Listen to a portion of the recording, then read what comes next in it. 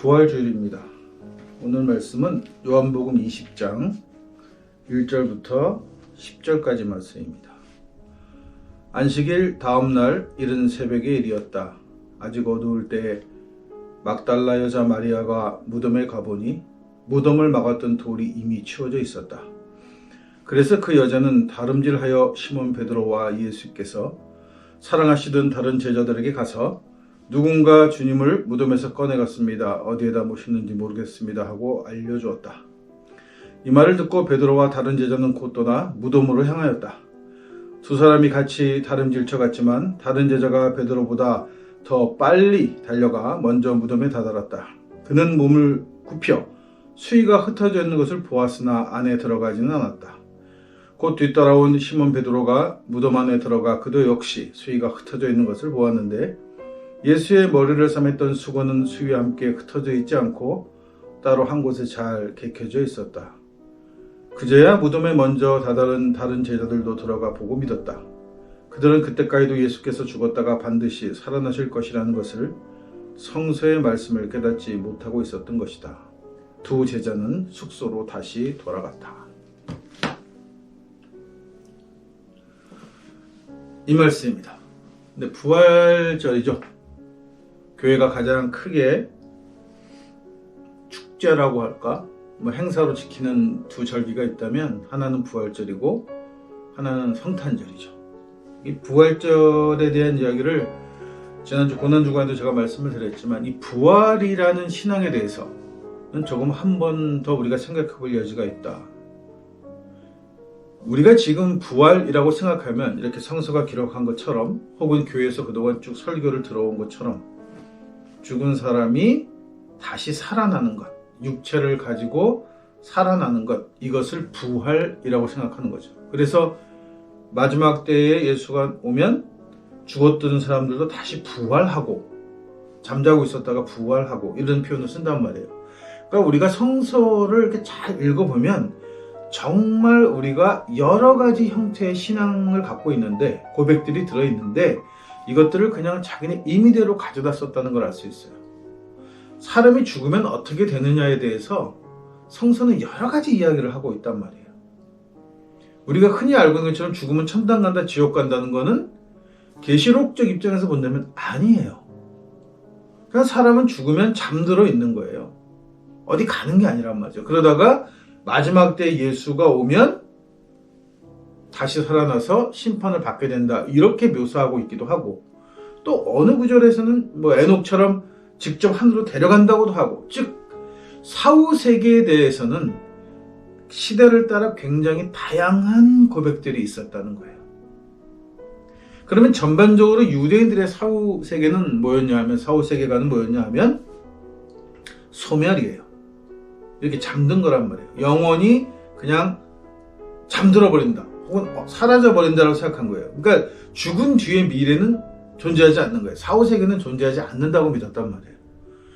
그런 유대가 외세의 침략을 받으면서 자기네 민족 정체성이 다시 생기게 되고 이래서 민족을 위해서 뭔가 희생을 해야 하고 전쟁에 나가야 하고 싸움도 해야 하는데 이렇게 불분명한 사후세계를 가지고는 사람들이 잘 나서지 않으니까 여기서 부활의 신앙이 싹트기 시작하는 겁니다. 민중들에게 있어서 보통 교인들에게 있어서의 부활의 신앙의 개념하고 종교쟁이들이 생각하는 부활의 신앙이 그래서 다른 거예요.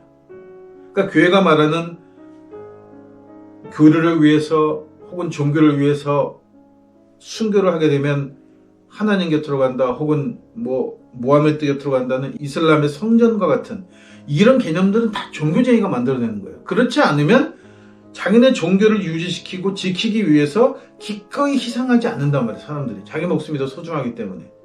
그러니까 기꺼이 희생을 하기 위해서는 부활의 신앙이 필요한 거예요. 그러니까 유대인에게 있어서 유대교에 있어서 이 민족전쟁 독립전쟁을 시작하면서부터 생겨난 부활의 신앙은 뭐냐 하면 이제까지는 죽으면 소멸되는 건데 이제 죽으면 야훼 곁으로 간다. 낙원에 간다. 이렇게 설명하니까 그게 부활이에요.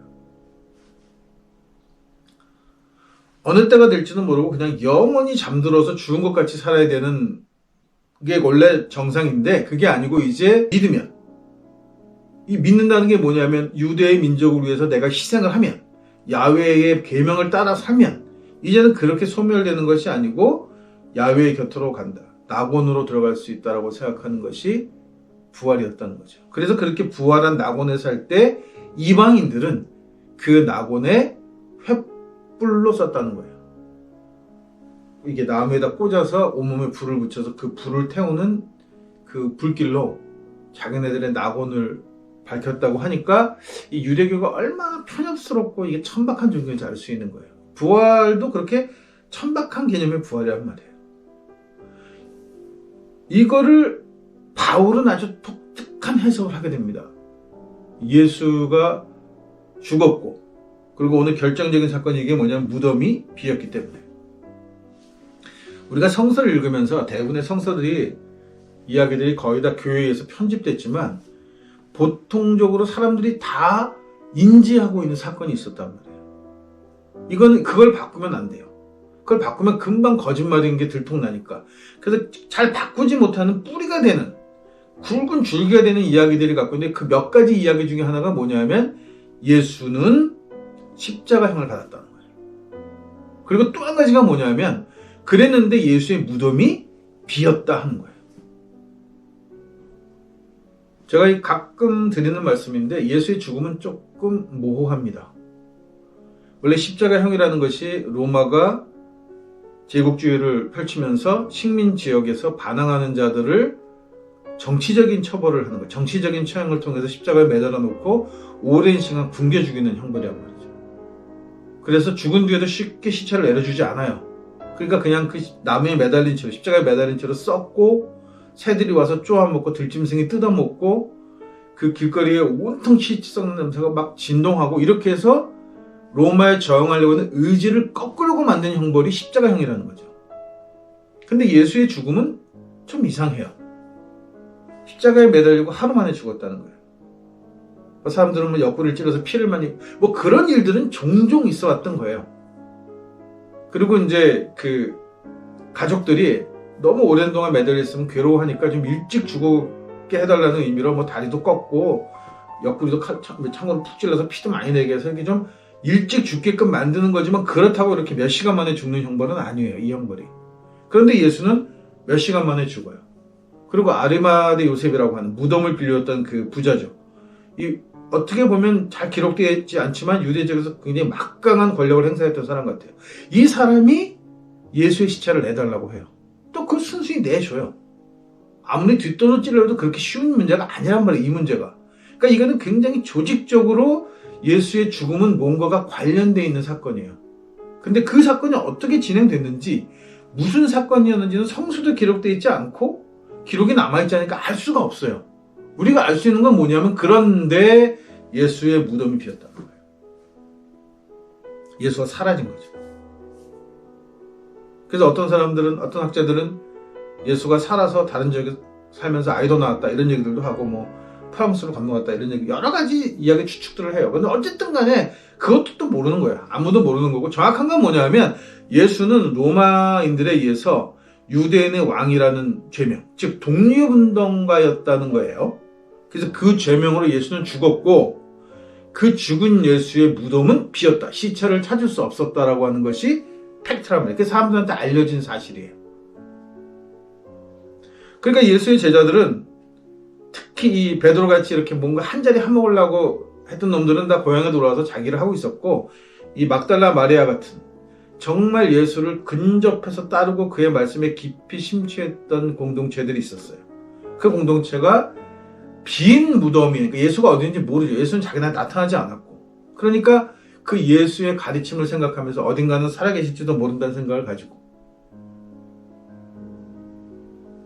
그런 공동체를 꾸려왔다는 거예요. 그 말씀을 계속 기억하면서. 신이 아니었던 거죠. 그러니까 이 살아나는 것 자체가 어떤 신적인 종교적인 요소가 아니었단 말이에요, 초기 공동체한테는. 그런데 이 예수의 죽음을 부활이라는 신앙을 보편적으로 이 유대인들이 지금 이제 막 싹트기 시작하는 부활이라는 신앙으로 포장을 할 때, 이것을 우리가 흔히 아는 대속론, 기독론이라고 하는 거죠. 그리스도, 메시아라고 하는 개념으로 죽은 예수를 빈 무덤을 가지고 부활이라는 이야기로 만들어낸 것은 바울이에요. 그래서 바울의 독창성이 있죠. 어떻게 보면 굉장히 종교적으로 천재적인 재능을 갖고 있는 사람이에요. 그래서 그냥 다른 제자들이, 베드로 같은 제자 그룹은 실망해서 자기 삶으로 돌아갔고, 막달라 마리아를 비롯한 그런 그룹들은 예수의 말씀을 가지고 그 말씀이 무엇이었냐를 생각하고 있을 때 바울은 이걸 가지고 새 종교를 만들 수 있겠구나라고 하는 생각을 했다는 거예요. 그리고 실제로 만들어냅니다. 그게 바로 부활의 이야기예요. 예수는 왜 죽었냐 하면 분명히 유대인의 왕이라는 팻말, 즉 정치적인 형벌로 죽었음에도 불구하고 바울은 이 이야기를 뒤집어요. 두 가지 이유 때문입니다. 하나는 종교적인 장사를 하기 위해서고, 또 하나는 로마로부터 미움을 받고 싶지 않아서예요. 왜냐하면 바울이 활동하던 지역은 로마 지역이란 말이에요. 이미 그리고 로마에 살고 있는 그 유대 교포들인데 이 사람들이 이미 로마의 문화에 푹 쩔어가지고 이 로마에 대해서 굉장히 순종적인 매국노들이에요. 그걸 매국이라고 생각하지 않고 그거를 처세라고 생각하고 살아가는 방편이라고 믿는 그런 부류의, 한마디로 그냥 쓰레기 같은 것들을 상대로 해서 기독교를 전파해야 되는데, 그러니까 로마, 지금 말하면 숙골들이 타협기는데 거기다 대고 아무개는 잡놈이야, 뭐 죽일년이야, 뭐 이렇게 얘기하면 좋아하겠어요? 반응이 없지. 그러니까 얘는 철저히 로마에 관련된 거는 죄예요, 바울은. 그래서 예수가 죽은 이유는 그게 아니고 우리들의 죄 때문에 죽었다라고 하는 종교 사기를 하기 시작하는 거죠. 이건 명백한 사기입니다. 남의 죄를 다른 사람이 씻어줄 수 없어요. 내 죄를 남이 짓지도 못하지만 남이 내 죄를 대신 지을 수 없잖아요. 내가 그 죄를 짓게 했다면 내가 죄를 짓는 거지, 나랑 전혀 관계없는 사람이 지은 죄가 내 죄가 되진 않아요. 마찬가지 방법으로 아무도 내가 지은 죄를 다른 사람이 대신해 줄 수 없어요. 그건 불법이에요. 그렇게 하면 안 되는 거란 말이죠. 음주운전해서 내가 사고를 냈는데 내 대신 다른 사람이 음주운전 벌어받으면 안 되는 거랑 똑같은 거예요. 근데 바울은 음주운전은 내가 했는데 벌은 예수가 받았다, 이렇게 설명한단 말이에요. 그래서 예수가 형벌을 치렀으니까, 어쨌든 간에 예수가 죄를 치렀으니까, 죄값을 치렀으니까 나는 무죄야. 아니, 아주 그냥 이건 정말 이런 양아치도 없는 거예요. 이런 생양아치 같은 얘기가 이게 종교 안에 들어와서 죄 구원 뭐 이런 거랑 엮이니까 엄청 그럴듯해 보이지, 그냥 한마디로 이거는 진짜 이거는 형편없는 개소리란 말이에요. 대속론이라는 게 그런 거란 말이죠. 대속은 있을 수가 없어요. 자기 죄는 자기가 책임져야 되는 거예요. 내가 음주운전 했으면 내 면허가 박탈돼야 되고 내가 죄를 값을 치러야지 왜 남이 치르냔 말이에요. 근데 기독론이라는 게 그런 거란 말이죠. 그래서 예수가 죽었다. 그런데 무덤이 비었다. 부활했다는 거예요. 그래서 죄로부터 승리했다. 그래서 우리는 믿기만 하면 우리는 죄로부터 이제 자유함을 얻게 되는데, 그래서 뭐를 믿으면 되느냐? 예수가 그렇게 죄 때문에 죽었고 그 죄를 이기고 다시 살아났던 것만 믿으면 돼 라고 하는 사상을 전파하죠.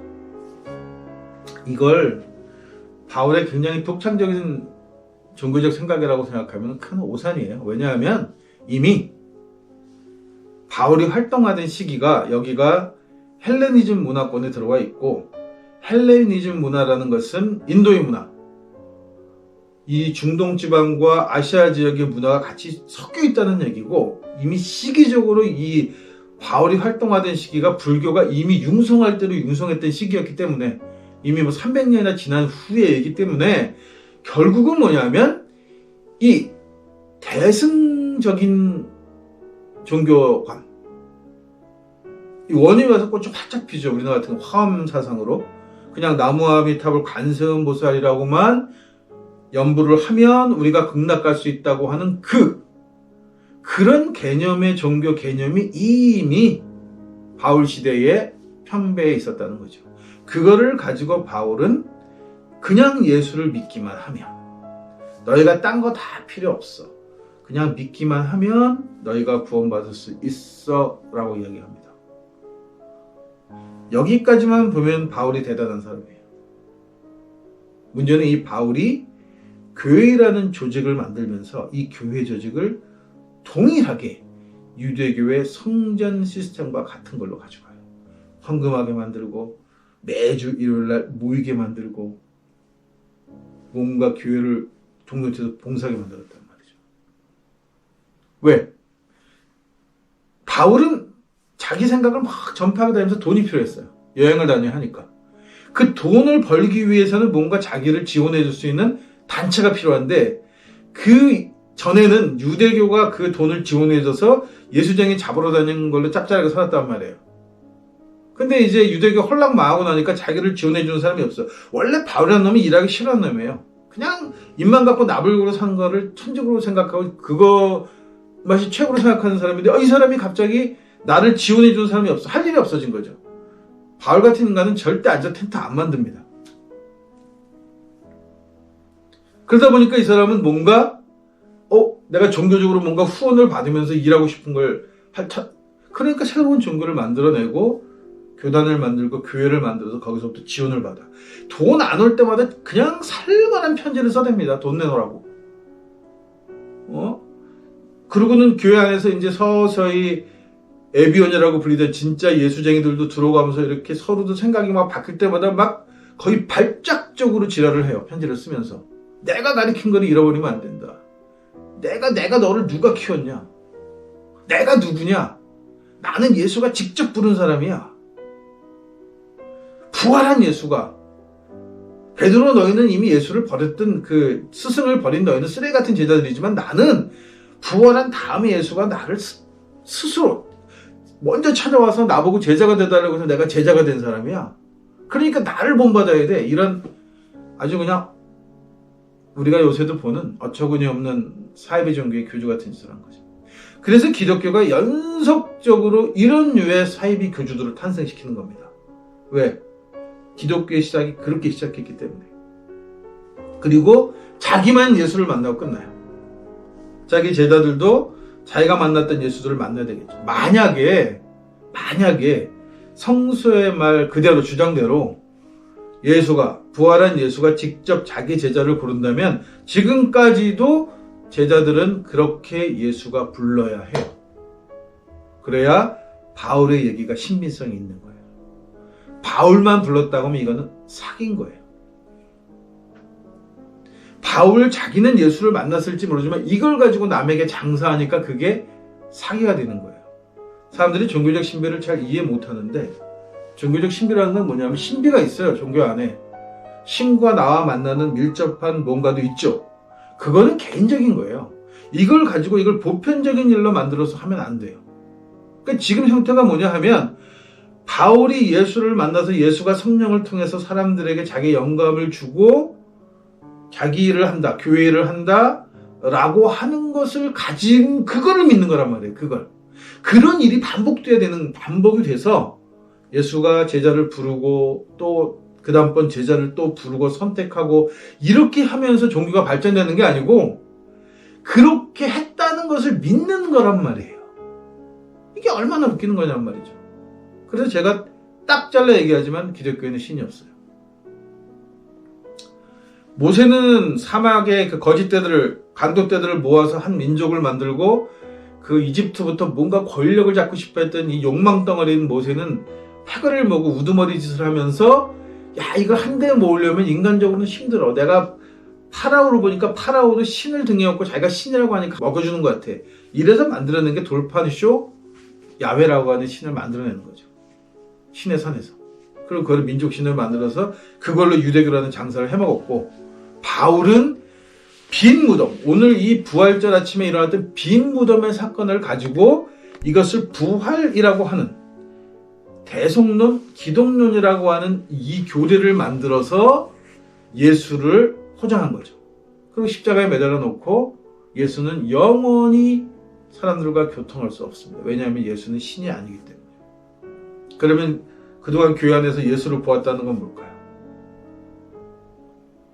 계속 카톨릭은 솔직한 거예요. 예수를 보기가 참 어려우니까 마리아라는 대체 신앙을 만들어서 마리아 기적이 되게 많잖아요. 마리아라는 건 사실을 이제는 뭐 누구나 다 얘기해요. 마리아라는 것은 그 지역 전통 신앙의 이름을 마리아라고 부르는 거예요. 그러니까 그 지역에서 있었던 종교적인 현상들이 계속 일어나는데 그 현상을 그냥 마리아의 기적으로 해서 마리아라고 얘기해서, 왜냐하면 예수가 나타나지 않으니까. 개신교에 와서는 마리아까지 툭 틀어버리고 나니까 정말 종교적 신비가 존재하지 않는다. 뭐 신이 없는 종교가 되는 거죠. 그러니까 맥락하게 글이나 읽고 예수의 부활을 상징한다는 성찬이 그냥 기념하는 행사, 상징적인 행사가 되고 만드는 거예요. 부활절입니다. 네. 기독교인들에게 굉장히 중요한 절기 부활절이죠. 이 부활절의 부활의 의미가 뭔지는 정말 우리가 깊이 생각해 봐야 돼요. 첫 단추를 잘못 깨면 결국은 다른 길로 가는 겁니다. 우리가 가야 할 길을 정확하게 방향이 굉장히 중요한 거예요. 여기서 천안에서 서울을 가려면 상행선을 타야 되고 부산을 가려면 하행선을 타야 돼요. 그게 불명하지 않으면 서울을 가려고 했는데 부산을 가게 되는 거고, 부산을 가기로 했는데 서울을 가는 거죠. 어디를 가도 상관없다? 그렇게 얘기하면 그거는 신앙이 아니라는 거예요.